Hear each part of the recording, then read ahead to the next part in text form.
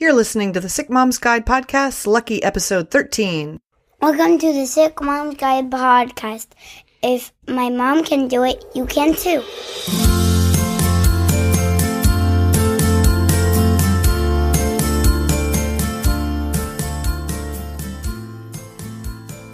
So today's podcast is a little bit different. Today I'm talking about the 10 things that suck about being a chronically ill mom. And you might think, hey, that's really depressing, and why am I going to listen to you complain about a bunch of stuff? But the reason I'm saying it is because a lot of us go through the same thing, whether it's chronic illness, chronic pain, depression, anxiety. We have a lot of the same feelings, right? And I want to talk about them, and I want to get them out on the table, and I want to be really real with how I feel and what it's like, and see if maybe you can understand some of these feelings and if you think some of the same things too. But at the end of it, I'm going to tell you some ways that you can have your life be better, even though you're going through all this stuff. So I just want you to know that there is light at the end of this 10 things that suck tunnel. All right. So let's get started. So 10 things that suck about being a chronically ill mom. Well, the first thing, number one, I cannot run around and play with my kids. So sure, I can take them to the park, but then I have to rest on the bench while they run around. My kids see all the other moms running around, and they ask me every time I go to the doctor, Mom, will this doctor be able to make you run again? And barring a miracle, they never will. And that's not an easy pill to swallow for me. Number two, talk about swallowing pills. I have so many medicines for this, medicines for that, medicines to stop the problems caused by the other medicines. There are literally a lot of pills to swallow. Number three, I'm tired. No, really, I'm tired. I'm so tired all the time. No matter how much sleep I get or how much I lie down, my body never feels rested. Number four, I'm in pain. We're talking serious pain, constant pain. The pain makes basic movement difficult. It makes being the mom I always envisioned impossible. Number five, numbers 2 and 3 make me grumpy, and I hate being grumpy. I really do. I want to be fun. I want to be silly. I want to be that happy all the time mommy, and not this chick that I really feel like I am. Oh yeah, when I think about it, it makes me more grumpy, and that is not helping my grumpiness. Number 6 is that number 4 makes me feel guilty. Oh, the guilt. If these diseases weren't eating me up, the guilt surely would be. Some days I feel like they'd be better off without me, but only for a second, because I want to be with these beautiful people every second I can. But I can't be with them and do the things I want to do the way I feel like I should be doing them. Hashtag more guilt. Number 7, people think that since I feel down about things, I need an antidepressant. I do not. I am not depressed in the clinical sense. I am living with these things listed above, and I would much rather have people validate my experience and help me make a plan to get through all of it than to offer me pills. There's nothing wrong with being depressed and needing medicine, but it's more depressing having people try to tell you that if you just took some medicine, everything would be fine, because it's not going to change my situation. Number 8. My relationship with my husband isn't what it used to be. Seriously. Have you read what's happening to my body over here? Have you listened to what's happening? It's crazy. I mean, he's supportive and kind, but I just don't have energy like I used to. I'm tired, I'm hurting, I'm grumpy, and I'm guilty, and that is not a fun combination to be with. And when I think about how I am with him sometimes, the guilt starts in. Okay, so I'm detecting a little bit of a pattern here. And number 9, sometimes my attitude sucks. I know my attitude should be better. I have a blog about it. I wrote a book about it. I know it has to be better. It has to be better for me. It has to be better for my kids. It has to be better for my husband. But sometimes I just have to be allowed to feel what I feel and get it out. I have to be honest and real and let you know that this crap is harder than I ever imagined a consistent way of living ever could be. But what's the alternative, right? Number 10, I worry about what will happen to my young kids if I die early. Will they remember me? Will they have a new mommy? Will they love her better? Does that sound petty? But these thoughts are all too real to people like me who have potentially life-threatening life-threatening diseases. And oh, right, there's one more. Number 11. I worry about what will happen to my kids if I do live a long time, slowly losing muscle mass and the ability to breathe and swallow. What kind of life is that for a young child to have, to watch their mother slowly fade away? And before you say it will build compassion or some other trite response, really try to imagine it yourself and imagine it for your kids. So talking about that can really get depressing, right? That's kind of a depressing list. But did you know that millions of moms in the United States, just the United States, and millions more all around the rest of the world suffer from some type of chronic illness? Did you know that until now, there hasn't been a positive support system just for them? It's true. There's been lots of other people talking about different diseases and different things, but nothing specifically for moms going through these issues together to work out how to lift each other up and support each other. I'm living this chronic, crazy life, and I am creating a new support system because I understand it. I get what you're going through, and I want to help all the moms out there find the support they need and they want. So the reason I've started this podcast is so that we have something to listen to. If you need help with something, but you just can't read anymore, you can't watch one more thing, you're tired of researching, because let's face it, it's hard to get all the answers we need from our doctors. Our doctors are busy, they're overworked. Some would say overpaid, but I don't know if that's necessarily true, but they're definitely overworked, and they don't have time to pay attention to every little thing, right? So we are doing all this research. But if you listen to this podcast, you can click on an episode that has an issue that you're going through. You can hear from somebody who's got a different viewpoint. And what I'm trying to do with this podcast is get guests on who have viewpoints that are a little bit different than what you typically read or what you typically listen to, right? And the great thing about all the guests here is that they all have gone through something.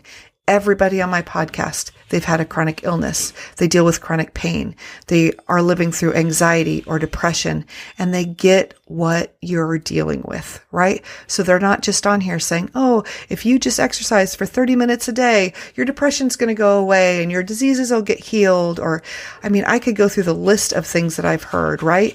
If I had stronger faith in God, or if I ate the right food, or if I gave up the one food, or, if I started my day early in the morning, or if I went to bed at a certain time and got up at a certain time, or the exercise thing, that seems to come up a lot. There's so many trite responses when someone finds out that you're ill, but every body is unique. Every person is unique, and our needs are unique. And the reason I'm doing this is so you can come on and you can hear people that have been through it, that are going through it, and they have a different way of looking at things. And they can say, hey, I've been where you are, and this is how I've gotten through it. Or maybe they're not all the way through it, but maybe they're just making things better. And that's why we're here. And I've got this great book, and it's called The Sick Mom's Guide to Having Fun Again. If I can do it, you can too. And let me tell you something. I wish I had that book when my older kids were young and I was on the couch all the time thinking I couldn't do anything. Because back then, I hate to say how old I am, but computers were new. There weren't websites for everything. I didn't even know what a blog was when my older kids were younger. So I didn't have a place to go and learn and research from all these different real people. I went to the library and I had books, but the days that I was too sick to go anywhere and my eyes were too sick to read, there was nothing I could find, and I just had to sit there and watch whatever was on the television. So this book is awesome because there's so many things in it. So there's 100 things to do with your kids, 50 of them if you can't even get off the couch. But did you know there's 25 things to do for you? There's 25 things to do with the love of your life. There's 25 things to do with your friends. And it even talks about ways to make going to the doctor fun again, which, granted, it's a bit of a stretch. But hey, we have to put the fun into everything we can, right? Because life is serious. Life can be hard. Life as a chronically ill mom can just be so overwhelming. And I want to help you be the super person that you can. Not super mom, because she is dead to me. But the super you, the perfect you that you are, I want you to make peace with her. I want you to be happy with her. I want you to go to bed at night, lay your head on the pillow, and be satisfied knowing that you are the mom that your kids are supposed to have. You are the person that was intended to be their mom. So you are going to make the best of that each day. And if that means you're on the couch all day tomorrow, then you're on the couch all day tomorrow. So let's find some ways to make that a little bit more exciting, right? So I thought that I would share a little bit from the book with you because I told you I would make it a little bit better and give you light at the end of the tunnel. Okay, so right now I'm going to bust some myths about being a sick mom. This is from chapter 1 in the book. Myth number 1, life is unfair for my kids having a mom like me. But the truth is, your kids were literally born to be your children. You have a love for them that no one else will, and you're going to take the best care of them that you can. A loving mom is a great thing for a child to have in their life. And I'll tell you another thing, not all kids have that. So if you are loving your kids to the best of your ability, you are giving them a precious, precious gift. Myth number 2, my kids will stop loving me because I'm sick. The truth is that your kids love you unconditionally, just like you love them unconditionally. They might feel worried that something will happen to you, and sometimes that's going to make them standoffish, but they will never stop loving them because you are their mom forever. Myth 3, my child will resent me for not being able to do the things other parents can do. Yeah, okay. So honestly, I buy into this myth every once in a while. I'm going to be honest with you. But here is the deal. Here's the truth. All children feel resentful sometimes. It doesn't matter if you're sick or healthy or poor or rich or, don't know many people or are totally famous. Your kids are going to feel resentful sometimes. It's just the nature of growing up. They might feel that way occasionally, but it will pass. As long as they see you trying hard, right? They might not be seeming like they're paying attention, but they're watching you and they're watching to see if you're trying, okay? As long as they know that you're trying to be the parent that you want to be, they're paying attention to that. And when they grow up, they're going to come to respect the obstacles you've overcome to be the great mom that you are. And they're going to know in their heart that you're trying your hardest. And that means more to them than you realize. Myth number 4, my child is missing out on something better by having me as a mom. If you think that for a second, you have got to put that out of your head.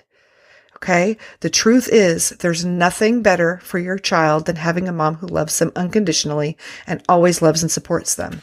Every parent's different, but you are special. You really are. And your child is lucky to be able to experience all the wonderful strengths you have. So your wonderful strength may be that you can read a killer story, right? Then get out the books and start reading and give the characters personality and do all that and play with them, or get out the Play-Doh and make the beastie things that you can make, or, engage with them in if they're older in a game, or play the video games that they like. Do something, but you've got strengths. You just need to find what they are and focus on those instead of focusing on your weakness. Myth 5, my child will always feel helpless watching me be this way. The truth is that knowledge is power. Keep your child educated about what's happening with your body. Take them with you to the doctor so they can understand what's happening. Get books and study together so you can see and they can see what the symptoms for your disease is and ways to help. Let them help you find ways to ease your symptoms, and that is going to give them some feeling of control. A lot of moms don't want to show their weakness, or maybe they have a disease that can be scary. A word like cancer can be scary, and so they might try to hide things from their children. But here's the deal. Cancer is not a death sentence. It's a scary word. But there are ways to get through the treatment, and there are ways to get through the symptoms, and there are ways to heal. And if your child thinks of it as scary and my mom can't even talk about it, that's going to put more fear into them. So as hard as it is, and you may want to look at what you're showing them before you show it to them if they're younger, and make sure that what you're reading is things that they can handle, but let them help you. Give them some power over your illness. Tell them the ways they can help ease your symptoms. Obviously, they're not your nurse. They're not your attendant. We're not expecting them to be there all the time. But if they have no control over anything, it's going to make them feel powerless, and it's going to make them feel worse. So give them ways that they can help. It's okay. They're little human people. Human people want to help others. It's inside them. Give them ways to do it, and it's going to give them a greater connection with you. Myth number 5, my child thinks I'm weak. The truth to that is, kind of going back to the last one, keep them educated about your condition. If outside influences are confused about your influence and telling your child that you should be or feel or act better than you are, you need to fight that ignorance with knowledge. Also know that sometimes your child may act like you're less sick than you are, and it's because they care about you, not because they don't. Sometimes people find it easier to pretend things are fine, and this might be their way of coping. I'm telling you this because this is what my adult daughter told me. I was very upset with her because she had a hard time listening to me talk about my illness. And I thought it was because she didn't think I was sick or because she wanted to ignore me or whatever. But what she said was the more she thought about it, the more painful it was. So if she pretended like I was fine, she felt better. It was a way of protecting herself. So know that if your child acts that way, they're not trying to be mean. Okay? It's just their way of coping. Different people have different way of coping. All right? So have an honest discussion with them. It's the easiest way to make sure they understand what's going on. And if they understand, then don't talk about it all the time. Because I don't know if you've ever been around somebody who's like, oh, my back, my arms, I can't walk. And that's all they talk about. People stop hanging around with them.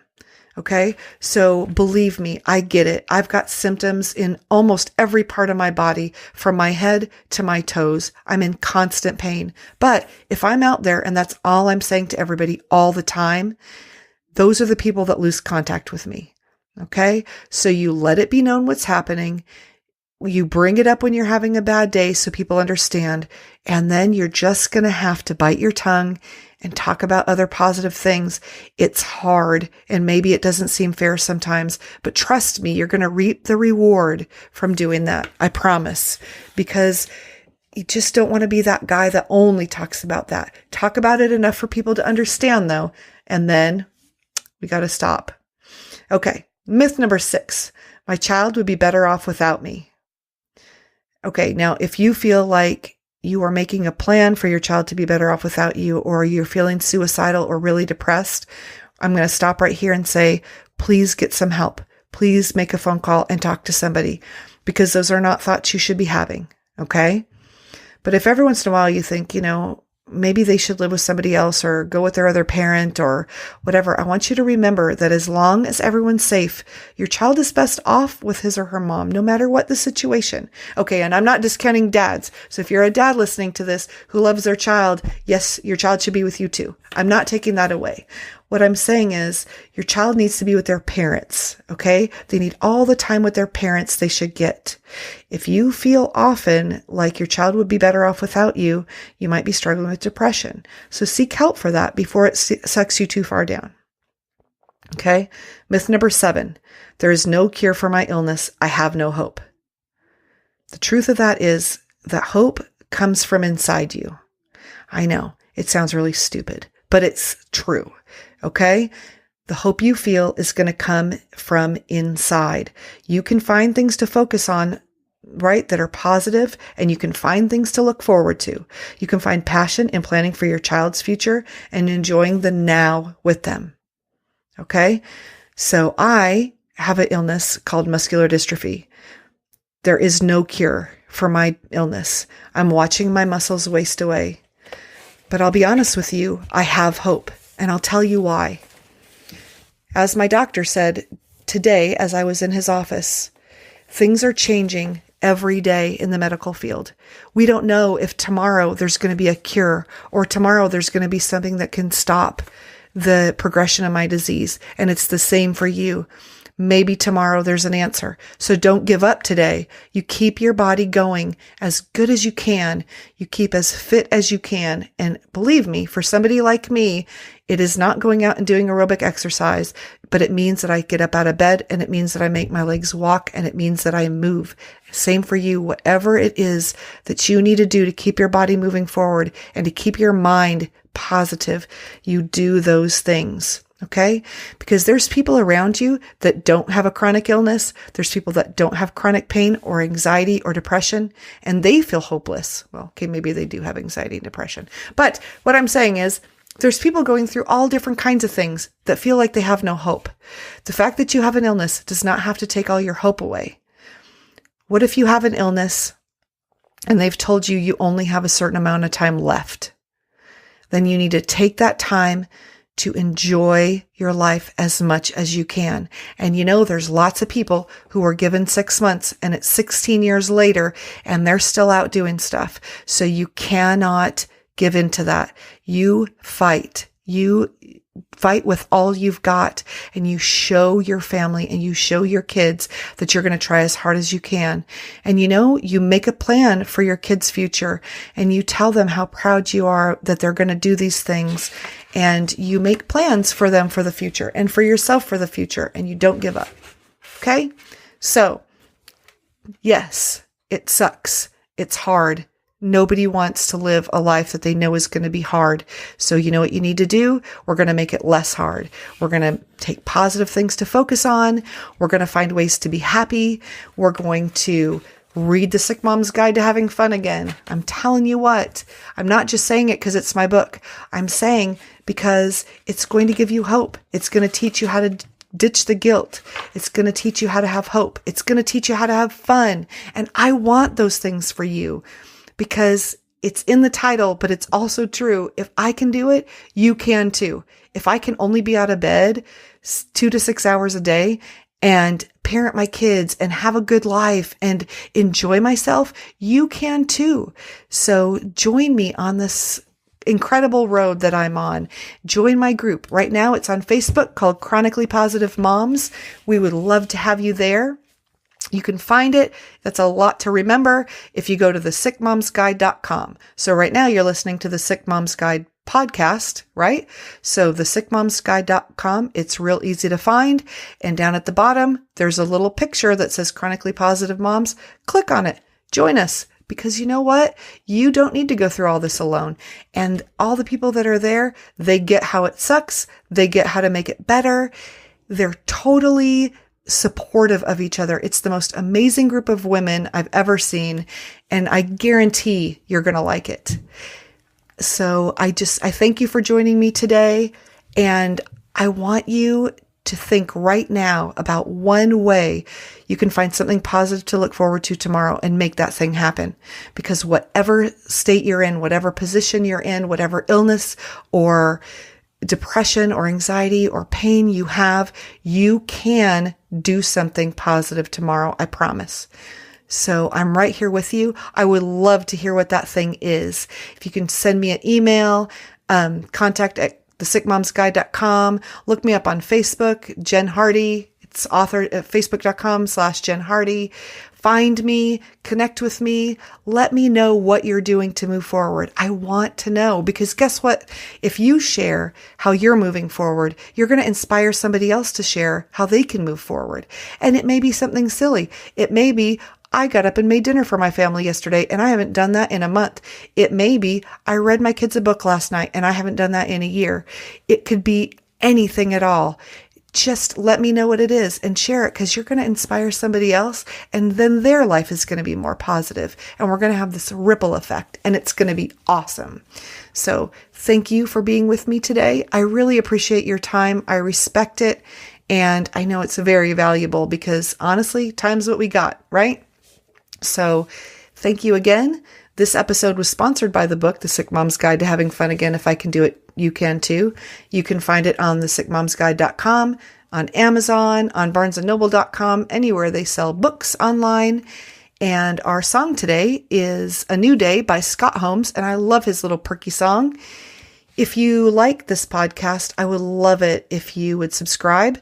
If you want to go a step further and rate and review it, that really helps, because wherever you listen to podcasts, that tells them, hey, this is a good podcast. People like it. They want to tell other people about it.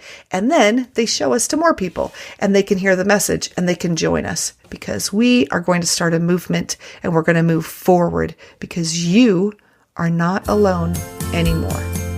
Thanks for joining me, and have a fantastic week.